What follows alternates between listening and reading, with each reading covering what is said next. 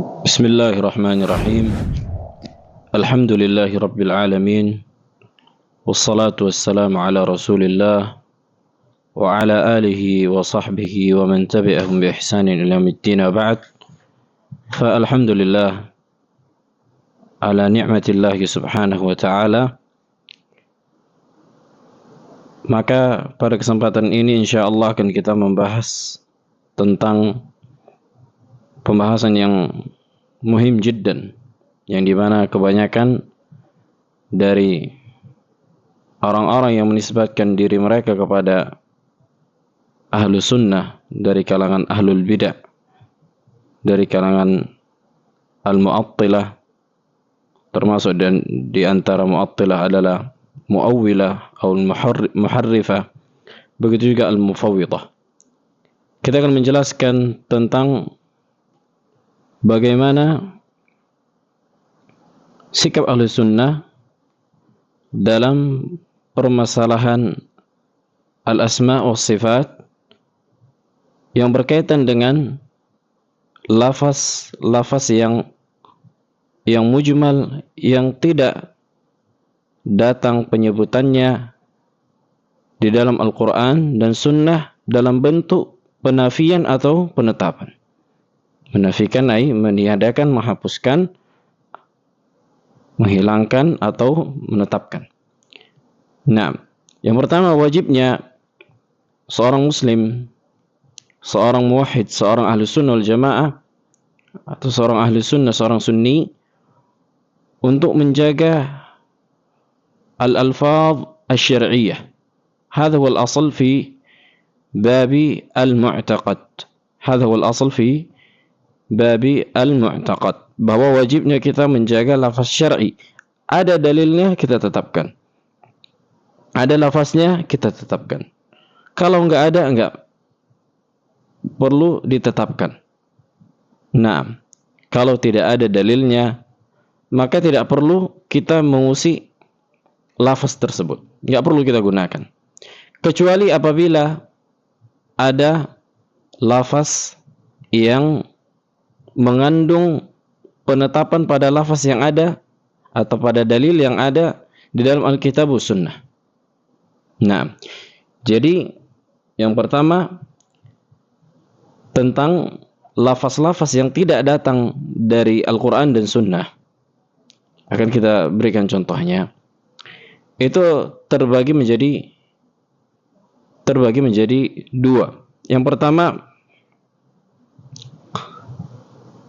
apabila sebuah lafaz ini tidak datang dari Al-Quran dan Sunnah penyebutannya secara nas, namun makna dari lafaz tersebut itu diwakili oleh dalil yang lain. Seperti apa? Seperti ba'in min khalqihi, seperti istiwa Allah ala al-arsh, ba'in min khalqihi, anna Allah yastawi ala arshih, ba'in min khalqi. Lafaz ba'in min khalqi lam yakun mawjudan fi al-kitabi wa sunnah. Lam yakun mawjudan fi al-kitabi wa sunnah. Belum ada penetapannya dalam Al-Quran dan Sunnah. Namun ini telah disepakati bahwa itu diantara makna yang menunjukkan terpisahnya Allah dari makhluk. Jadi Allah tidak menyatu dengan makhluk. Bahkan disebutkan Ibnu Qayyim rahimahullah, ada sekitar lebih dari 1000 dalil yang menunjukkan mubayanatullahi anil makhluk, terpisahnya Allah dari makhluk. Nah, maka boleh apabila ada dalil yang lain yang menunjukkan lafaz tersebut, makna lafaz tersebut. Kemudian yang kedua, ketika sebuah lafaz tidak ada penetapannya dari Al-Quran dan Sunnah, namun tidak mengandung makna kecuali makna yang mujmal. Kalau yang pertama ada maknanya di dalam Al-Quran dan Sunnah dan tidak mujmal, karena lafaz ba'in min khalqi artinya menunjukkan terpisahnya Allah dari makhluk. Sementara ada lafaz yang lain yang tidak disebutkan Al-Quran dan Sunnah, kemudian tidak juga ada dalil yang lain, dan maknanya itu kembali dalam keadaan ijmal. Makna ijmal ini global, mengandung makna yang benar dan mengandung makna yang salah dan mengandung makna yang masih rancu. Nah, maka wajib kita berhenti menggunakan lafaz ini dan menggunakan lafaz yang syar'i. Nah, baik. Kemudian sebagaimana yang baru-baru ini tersebar seorang yang ini bisa dikatakan mengandung unsur takhti'ah, seperti mengatakan Ibnu Taimiyah itu salah ketika mengatakan lafaz al-jism. Apakah Ibnu Taimiyah menetapkan atau tidak? Maka kesempatan ini akan kita gunakan untuk membahas bagaimana mauqif Ibnu Taimiyah rahimahullah ta'ala. Akan kita bahas tentang masalah jism, karena yang lagi viral atau lagi yang dibahas tentang masalah jism dalam bab asma' wa sifat. Baik, kata Ibnu Taimiyah rahimahullah di halaman 99 jilid yang pertama dari kitab Dar Ta'arud An-Naql wal Aql. Naam. Qala wa amma mukhatabatu ahli al-istilah bi-istilahihim wa lughatihim falaysa bimakruh. Kata beliau, adapun berbicaranya ahlul istilah. Ahlul istilah ini sebuah istilah yang digunakan dengan bahasa mereka, maka sebatas penggunaannya itu tidak masalah. Itu tidak masalah. Contohnya, karena ana misalnya orang Indonesia, kemudian kita pergi ke Inggris, kita bahasa Inggris, ya enggak masalah menggunakan lafaz-lafaz yang mereka gunakan. Wa idza ihtija ila dzalik, apabila butuh. Nah, itu secara umum akan masuk ke dalam pembahasan akidah, pembahasan asma' sifat. Qala wa kanat al-ma'ani sahihatan ka mukhatabati al-ajam min ar-rum wal-furs wat-turk bi lughatihim wa 'urfihim. Apabila maknanya benar, sebagaimana kita ngobrol dengan orang ajam dari kalangan Rum, dari kalangan Faris, kalau sekarang daerah Iran, bahasa Persia atau Turki dan yang semisal dengan mereka, dengan uruf mereka. Qala fa inna hadza jaizun hasan li hajah. Maka kata beliau, ini adalah perkara yang bagus apabila dibutuhkan. Wa inna ma karihahu al-a'immatu idza lam yahtaj ilaihi. Akan tetapi para ulama memakruhkannya. Bahkan sebagian mengharamkannya apabila tidak dibutuhkan. Kenapa? Karena dikhawatirkan salah dalam memahami sebuah lafaz yang tidak diketahui atau kebanyakan orang tidak mengetahui. Qala wa lihadza qala Nabi sallallahu alaihi wasallam li ummi Khalid binti Khalid ibn Sa'id ibn al-As wa kanat saghiratan fawaladat bi ardi al-Habasyah. Oleh karena itu Nabi sallallahu alaihi wasallam berkata kepada Ummu Khalid bintu Khalid bin Sa'id ibn al-As, dan dia pada saat itu berumur masih muda. Nah, kemudian melahirkan di daerah Habasyah, Afrika. Qala li anna abaha kana minal muhajirin ilaiha. Karena ayahnya di antara orang yang hijrah. Faqala laha ya Umma Khalid hadha as-sana atau hadha sana. Ya Umma Khalid hadha sana. Qala was-sana bilisan al-Habasyah ay al-husn. Sana itu dalam bahasa Habasyah, dan Habasyah bukan negeri Arab, maka maknanya husn. Qala li'annaha kanat min ahli hadhihi al-lughah. Kenapa? Karena anak itu di antara orang yang menjadi pemilik bahasa tersebut. Walidzalika yutarjam al-Qur'an wal hadits liman yahtaju ila tafahumihi iyahu bitarjamah. Oleh karena itu juga bolehnya menerjemahkan Al-Quran dan hadis bagi orang yang ingin memahaminya dengan diterjemahkan ke bahasa yang ia fahami. Wa kadzalika yaqra' al-muslim ma yahtaj ilaihi min kutubi al-umam wa kalamihim bi lughatihim. Maka boleh kata beliau, seorang muslim membaca apa yang ia butuhkan dari kutub umam, yakni orang-orang yang al-maqsud bil umam ay al-qaum laysa bil Arab. Al-qaum alladhi laysa bi Arabi, kan gitu, bukan orang Arab. Nah, dengan bahasa mereka. Wa yutarjimuha bil Arabiyah kama amara Nabi sallallahu alaihi wasallam Zaid ibn Thabit an yata'allam kitab al-Yahud. Sebagaimana Nabi SAW memerintahkan Zaid bin Thabit untuk mempelajari kitab al-Yahud. Dan kitab al-Yahud berbahasa Ibraniyah. Liyaqra' lahu wa yaktub lah dzalik. Supaya apa? Supaya dibacakan kepada Nabi dan dituliskan untuknya. Haitsu lam yata'amman. Naam, al-Yahud alaih. Nah, supaya jangan ditipu sama orang Yahudi. Qala fassalaful a'immah lam yadhumul kalam limujarrad ma fihi min al-istilahat al-muwalladah kalafzi al-jawhar wal-arad wal-jism wa ghairi dhalik. Kemudian kata beliau, maka para salaf dan para a'immah tidak mencela sebuah ucapan yang hanya sebatas penggunaan dalam sebuah istilah yang lahir dari kata al-jawhar, seperti jauhar, seperti lafaz al-arad. Al-jauhar akan kita bahas diantaranya atau maknanya itu partikel terkecil atau bisa dikatakan atom. Nah, wal arad itu sifah. Al arad ay sifah, ma la yaqumu illa bi ghairihi. Nah, al-jauhar itu seperti zat, ay seperti zat, ay ma yaqumu bi nafsihi, sesuatu yang bisa berdiri sendiri. Kemudian arad ma la yaqumu illa bi ghairihi. Kemudian al-jism, sayati insyaallah akan datang pembahasannya makna al-jism wa ghairi dhalik.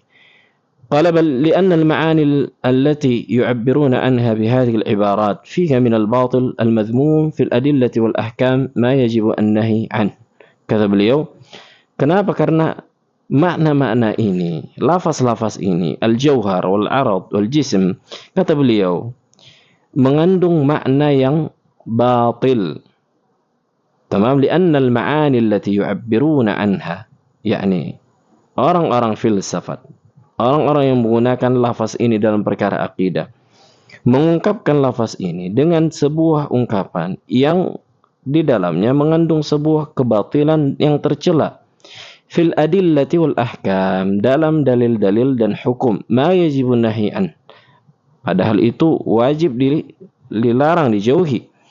Lishtimali hadhihi al-alfaz ala ma'anin mujmalatin fi an-nafy wal itsbat. Kata beliau, kenapa? Karena mengandung lafaz yang mengandung atau lafaz ini mengandung makna yang mujmal. Mengandung makna yang mujmal. Mujmal itu bisa mengandung makna benar, bisa mengandung makna yang salah, maka wajib ditafsil, dirinci dalam menafikannya, meniadakannya, membuangnya, wal itsbat atau menetapkannya. Kama qala al-Imam Ahmad fi wasfihi li ahli al-bid'ah, faqala hum mukhtalifuna fil kitab, mukhalifuna lil kitab, muttafiquna ala mufaraqati al-kitab, yatakallamuna bi al-mutashabih min al-kalam wa yakhda'una juhal an-nas bima yulabbisuna alaihim. Naam.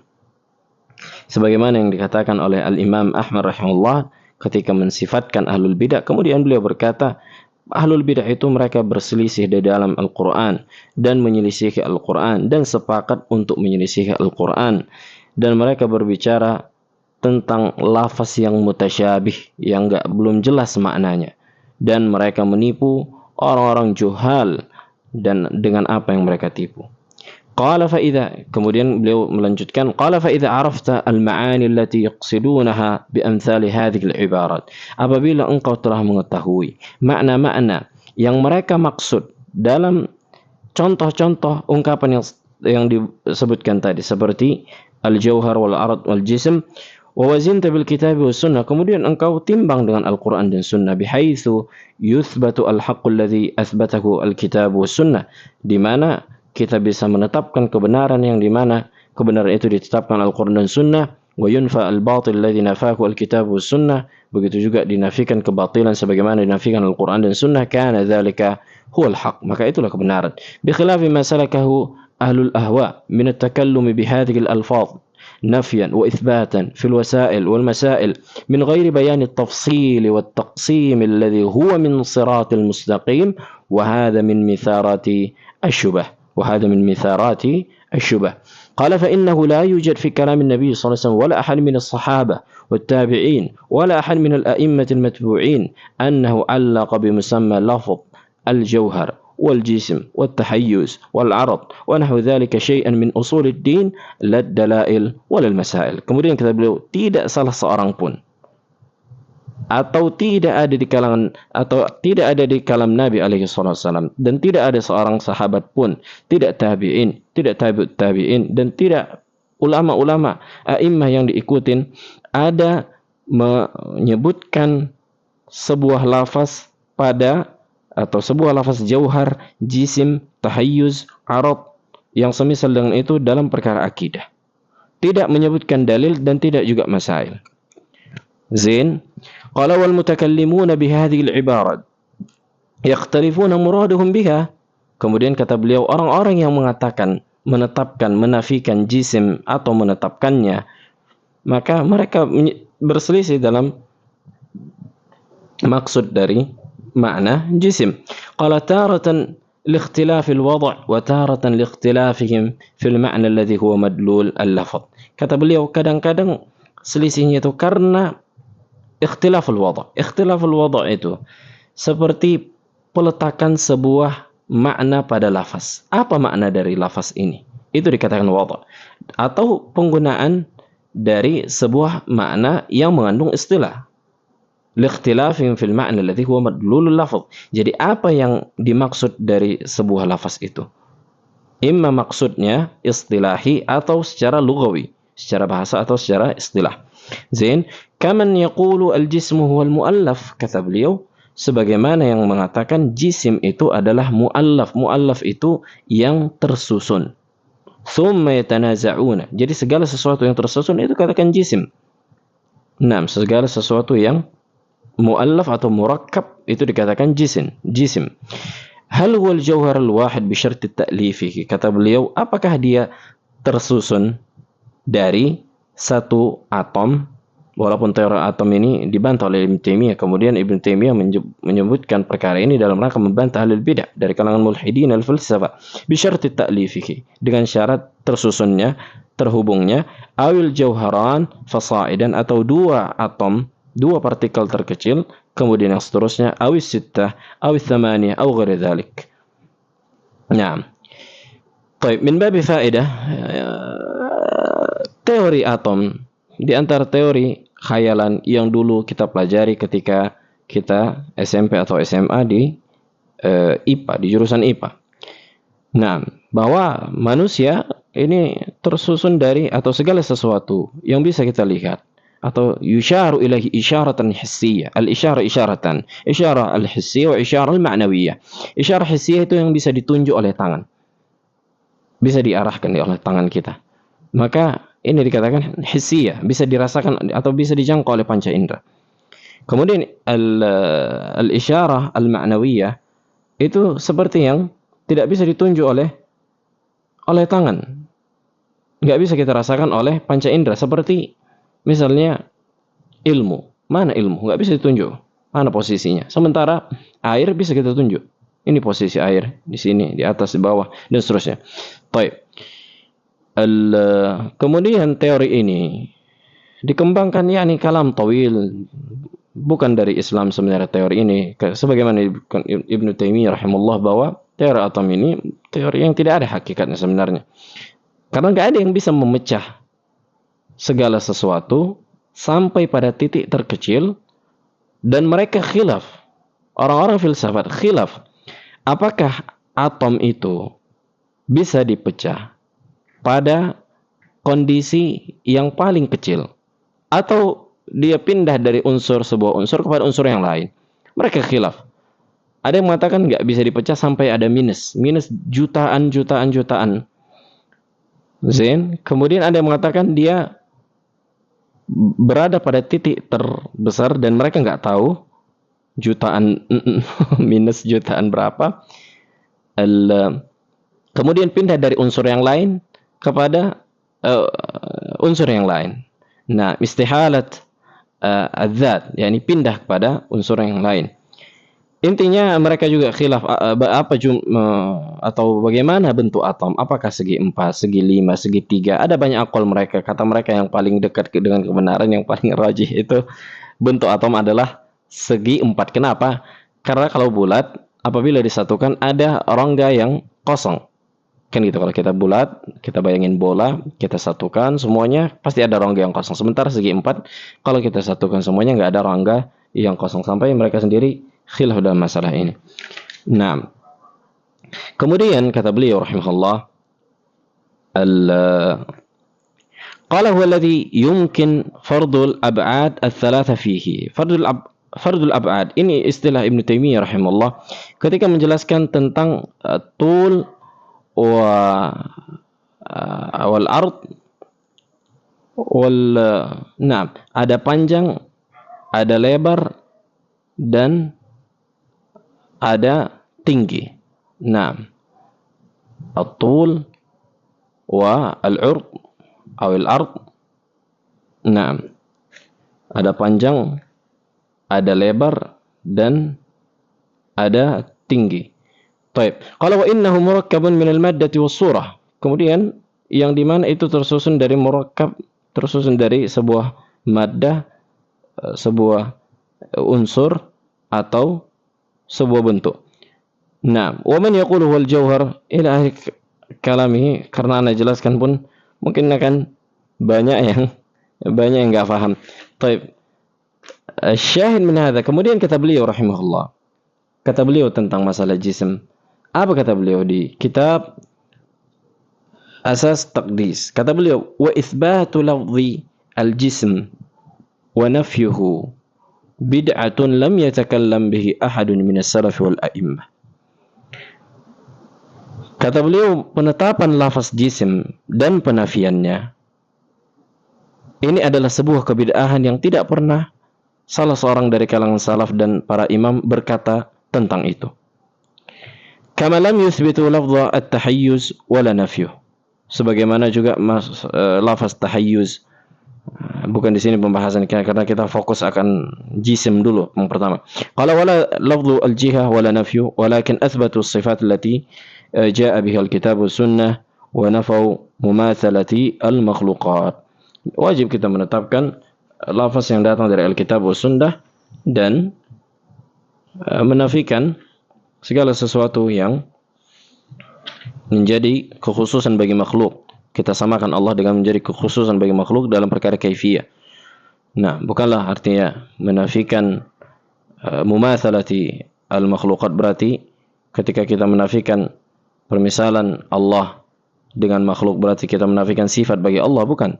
Laisa kamitslihi syai', artinya bukan Allah tidak punya sifat, tapi artinya Allah punya sifat, makhluk punya sifat, makhluk Allah berbeda dengan sifat Allah berbeda dengan sifat makhluk. Nah, kemudian kata beliau pada kitab yang sama, kitab Asas Taqdis.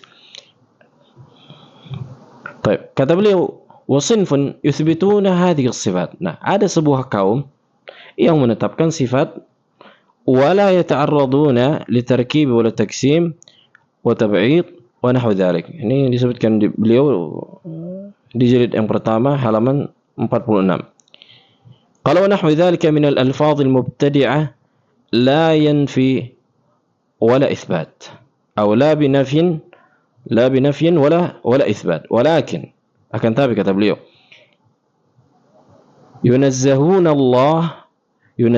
Allah amma nazzaha anhu nafsah. Akan tapi kita wajib mensucikan Allah. Ini tulisannya terlalu kecil. Akan tapi kita wajib mensucikan Allah sebagaimana Allah mensucikan dirinya. Wa yaqulun innahu ahad, sebagaimana orang ahlu sunnah mengatakan innahu ahad samad lam yalid wa lam yulad wa lam yakun lahu kufuwan ahad. Wa yaqulu man yaqulu minhum, kemudian juga ada yang mengatakan di antara mereka yang mengatakan ma'thurun an Ibnu Abbas wa ghairi annahu la yataba'ad fa yanfasil ba'dhu an ba'd. Oleh karena itu enggak boleh kita katakan bahwa Allah itu bisa dipisahkan zatnya, sifatnya. Contohnya Allah memiliki tangan. Artinya tangan Allah bisa dipisah. Nggak boleh kita katakan demikian. Kenapa? Karena at-taba'ud wa tajazzu wa hadha min khasa'is sifati al-makhluqin. Kenapa? Karena terpisahnya fisik atau terpisahnya sifat seperti tangan kita ini menjadi kekhususan bagi makhluk. Sementara ini tidak berlaku pada sifat Allah. Sementara terpisahnya, dipotongnya tangan itu nggak berlaku pada Allah. Artinya sifat Allah tidak bisa dipisahkan dari Allah Subhanahu wa taala. Wa hum muttafiquna ala annahu la yumkin tafriquhu wa la tajzi'uhu. Nah, dan mereka sepakat bahwa nggak mungkin sifat Allah dipisahkan dari Allah Subhanahu wa taala, bermakna infisalu syai' minhu an syai'. Artinya terpisahnya sesuatu dari sesuatu.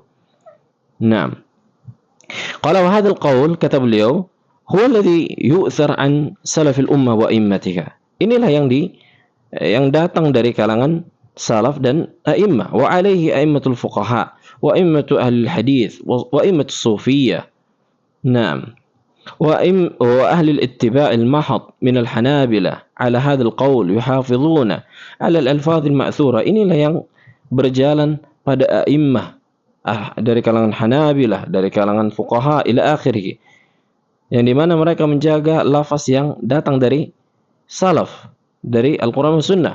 ولا يطلقون على الله نفيا وإثباتا إلا ما جاء به الأثر وما كان في معناه.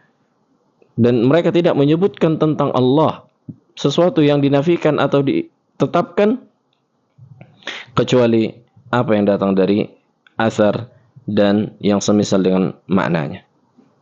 Nah, maka inilah Ibnu Taimiyah rahimahullah, bahwa beliau tidak langsung menolak makna jisim atau tidak langsung menolak lafaz jisim secara mutlak dan tidak menerimanya secara mutlak. Baik. Bahwa inilah mauqif Ibnu Taimiyah, bahwa beliau tidak menafikan secara mutlak dan tidak menetapkan secara mutlak, dan beliau mengatakan bahwa ini lafaz yang mubtadi' atau lafaz yang mubtada'. Kenapa? Karena tidak pernah dikatakan para salaf. Maka nggak boleh kita nafikan secara mutlak dan nggak boleh kita tetapkan secara mutlak. Kemudian apa makna al-jisim? Kemudian apa makna al-jisim? Baik. Al-jisim min alfazul mujmal. Hadha bil ittifaq wa hadha bil ittifaq. Bahwa jisim ini di antara lafaz yang mujmal. Kenapa? Karena kadang jisim itu juga dimaksudkan sesuatu yang mawjud, yang ada, atau al-qa'im bi nafsihi, yang berdiri sendiri. Ay laysa sifatan li ghairihi, laysa sifatan li ghairi, bukan sesuatu yang menjadi sifat bagi pihak lain. Awil musyar ilaihi isyaratan hissiyah, atau sesuatu yang bisa ditunjuk dengan panca indera. Awil murakkab al-mu'allaf, ini diantara makna-makna jisim yang menjadi khilaf dari kalangan ahli al-lughah, dari ahli lughah. Taib. Nah, kemudian kata beliau rahimahullah, Ibnu Taimiyah menyebutkan ini di kitab Minhajus Sunnah, jilid kedua, halaman 530. Taib, kata beliau, wa amma lafzul jismi, kata beliau, fa innal jisma 'inda ahli al-lughah kama dzakarahu al-Asma'i wa Abu Zaid wa ghairuhuma huwa al-jasad wal badan. Zain, kata beliau, adapun lafaz jisim, fa innal jism, karena lafaz jisim ini pada ahli lughah artinya sebagaimana disebutkan oleh Imam al-Asma'i wa Abu Zaid wa ghairuhuma, artinya adalah jasad atau badan, jasad dan badan. Jasad atau badan. Jadi bahasa Indonesia jasad itu jasad diambil dari bahasa Arab, badan juga diambil dari bahasa Arab. Alhamdulillah. Wa qala ta'ala, sebagaimana yang Allah katakan, wa idza ra'aitahum yani haula'il kuffar wal munafiqun, apabila engkau melihat mereka, tu'jibuka ajsamuhum, yakni jasad-jasad mereka akan membuatmu takjub, saking bagusnya. Wa iyaqulu, apabila mereka ngomong, tasma' liqaulihim, yakni kita seolah-olah speechless ketika mereka ngomong, ketika melihat fisik mereka. Ini nih orang kufar, ini dzam al-munafiqun. Ini celaan kepada orang-orang kufar dan munafik. Baik. Saksi bahasan bahwa jisim di sini ajsam itu jamak dan mufradnya jismun. Nah, artinya apa? Tubuh kan itu, fisik. mereka. Wa qala ta'ala wa zadahu bastatan fil ilmi wal jism, dan ditambahkan bastah ay quwwah fil ilm wal jism. Naam, diluaskan pada ilmu dan jism. Asyahid min jism ay maknanya apa? Fisik, badan. Qala fa huwa yadullu fil lughati ala ma'na al-kathafah. Unzur. Kata beliau maknanya secara bahasa menunjukkan sebuah al-kathafah. Al-kathafah itu sesuatu yang kathif, yang kasar, yang kasar, yang kasar. Wal ghalz, kan itu. Wal ghilzah, ya, al-ghilzah itu yakni yang padat. Nah, kalafzi al-jasad, sebagaimana lafaz jasad, sesuatu yang padat. Sesuatu yang padat. Baik. Kalau kata beliau, "Tsumma qad yuradu bihi nafsul ghalidh." Kemudian kadang-kadang qad di sini qad yadullu ala taqlil wa at-taktsir. Yuradu bihi, kadang-kadang dimaksudkan ya sesuatu yang padat itulah dikatakan ghalidh. Nah, wa qad yuradu bihi ghilzah. Maknanya mutaqarib. Fa yuqalu hadha ath-thawb jismun. Jadi baju ini, jubah ini, pakaian ini jismun. Jism ay ghilaz atau kathafah, yakni kathif, yakni kasar.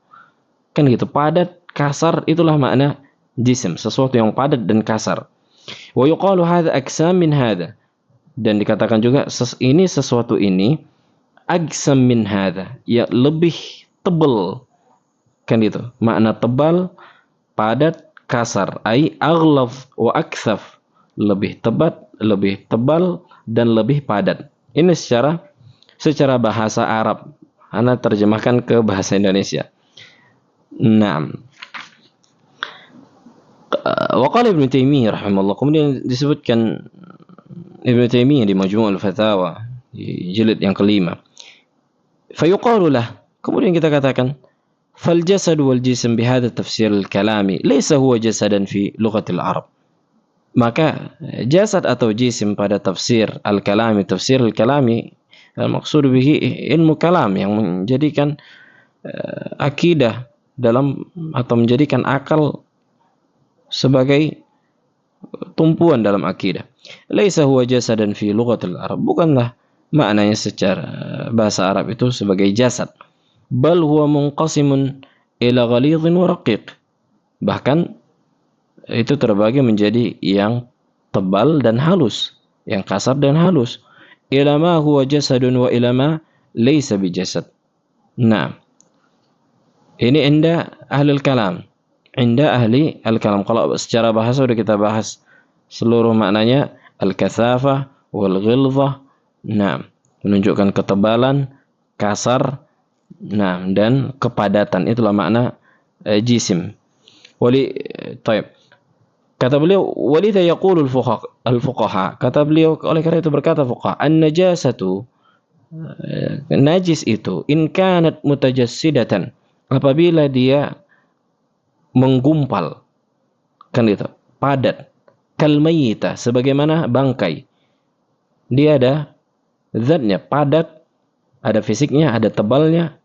Nah, fa hukmuha kadza, maka hukumnya akan begini. Wa in kanat mutajassidatan, atau afwan, wa in kanat ghaira mutajassidatin, maka apabila najasah itu tidak memiliki zat yang kasar, nah, kal bauli, al-baul yakni ma'i, cairan, kan itu enggak memiliki sifat yang kasar atau tebal atau padat, fa hukmuha kadza, maka hukumnya kadza. Kemudian kita beliau di Majmu' al-Fatawa jilid yang kedua, wa kadzalika aidan lafdzul jism, begitu juga lafaz jism, yuradu bihi fil lughah al-badan wal jasad kama dzakara dzalika al-Asma'i wa Abu Zaid wa ghairuhuma min ahli al-lughah. Wa amma ahlul kalami, kata beliau, al-maqsud bi ahlul kalami ay ahlul bid'ah min al-asy'ariyah wal mu'tazilah wal jahmiyah wal maturidiyah wa man nahwahum, atau yang semisal dengan mereka. Kata beliau, faminhum man yuridu bihi, di antara mereka ada yang menginginkan lafaz jisim itu al-murakkab wa yutliquhu 'ala al-jawhar al-fard bi syarti tarkib. disebutkan pada sebuah atom yang atau partikel terkecil dengan syarat harus tersusun. Jadi ada banyak, lebih dari satu partikel. Ini mereka meyakini bahwa sesuatu itu dibangun di atas susunan partikel. Sementara akidah Ahlussunnah tidak demikian. Ini khayalan orang-orang filsafat. Au alal jauharain, atau dua jauhar. Dua jauhar itu dua partikel atau dua atom. Au ala arba'ati jawahir, atau empat. Au sitta au thamaniya au sitta ashar. Nah, sitta, 6, 8, 6, atau 16, au ithnin, au thalathin, atau 2, atau 30 ila akhiri. Awil murakkab minal maddati wassur, atau segala sesuatu yang terdiri dari zat dan bentuk. Jadi ada bentuknya dan ada fisiknya. Nah, inilah yang dikatakan Ibnu Taimiyah rahimahullah. Nah, ini yang makna pertama. Kemudian kata beliau, wa minhum man yaqul huwa al-mawjud, huwa al-mawjud. Ada di antara ahlul bidah yang mengatakan maknanya mawjud, yang ada. Jadi segala sesuatu yang ada itu dikatakan jisim. Au al-qa'im binafsihi, au al-qa'im binafsihi, atau segala sesuatu yang berdiri sendiri. Ma ma'na al-qa'im binafsihi? Al-qa'im binafsihi ay laysa sifatan li ghairihi. Jadi seperti Zaid misalnya. Ada orang manusia namanya Zaid. Zaid ini qa'im binafsihi. Dia bukan menjadi sifat bagi Amr. Itulah dikatakan qa'im binafsihi. Dia memiliki zat, berdiri sendiri. Nah, ini makna yang pertama. Kemudian ada makna yang lain, al-qa'im binafsihi ay laysa bihajatin ila man yuqimuh. Dia enggak butuh untuk sesuatu yang menghidupkannya, memberdirikannya. Seperti makhluk, huwa qa'im binafsihi, dia memiliki zat, tapi wajib ada sesuatu yang menghidupkannya. Makanya makna al-qayyum bagi Allah, Allah qa'im binafsihi dengan dua makna. Yang pertama, qa'im binafsihi ay la yaqumuhu ghairuhu, enggak ada sesuatu yang memberdirikannya, mengadakannya. Kemudian qa'im binafsihi, bahwa Allah bukan sifat bagi makhluknya, bahwa Allah bukan sifat dari makhluknya. Nah, al-khulasa min hadzal kalam, ringkasan dari kalam yang panjang ini, bahwa lafaz jisim ini lafaz yang masih mujmal, yang enggak boleh disebutkan pada sifat Allah, bahwa menetapkan sifat bagi Allah, misalnya Allah punya tangan, kan di sini permasalahannya. Kata Allah Subhanahu wa taala, bal yadahu mabsutatan, bahwa kedua tangan Allah terbentang luas, bahwa al-yadan disebutkan dalam bentuk tasniyah, bisighati tasniyah wa tasniyah fi lughatil arabiyyah yadullu ala haqiqati al-adad, menunjukkan bahwa dalam bahasa Arab tasniyah itu dalam bentuk dua. Nah, maka ini menunjukkan hakikat dari sebuah jumlah tangan tersebut, bahwa Allah memiliki dua tangan, dan tidak menjadi kelaziman dengan menafikan atau menetapkan jisim. Artinya ketika kita menetapkan sifat dzatiyah bagi Allah Subhanahu wa taala, bahwa Allah memiliki wajah, Allah memiliki tangan, Allah memiliki kaki, disebutkan dalam kitab was-sunnah wal ijma' wa ila akhirih, bahwa tidak menjadi kelaziman bahwa wajib kita nafikan atau kita tetapkan lafaz jisim. Karena jisim itu kadang bisa maknanya yakni jisim yang tersusun dari segala sesuatu, dari yang seperti mereka katakan al-atom. Nah, atau jisim yang sebagaimana makhluk. Makanya wajib kita tafsir, kita rinci, apakah jisim ini yang kalian maksud seperti makhluk yang tersusun? Maka apabila maknanya jisim seperti ini, maka kita menolak makna tersebut.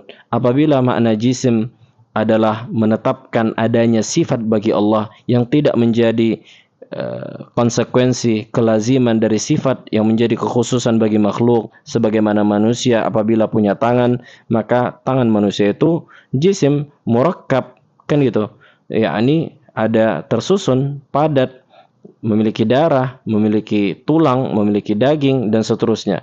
Maka Allah Subhanahu wa taala tidak boleh dikiaskan dengan makhluknya, karena ada kaidah khususiyat sifatil makhluk la tastalzim fi haqqil khaliq, menjadi atau sifat yang menjadi kekhususan konsekuensi kekhususan sifat makhluk tidak menjadi konsekuensi bagi sifat Allah.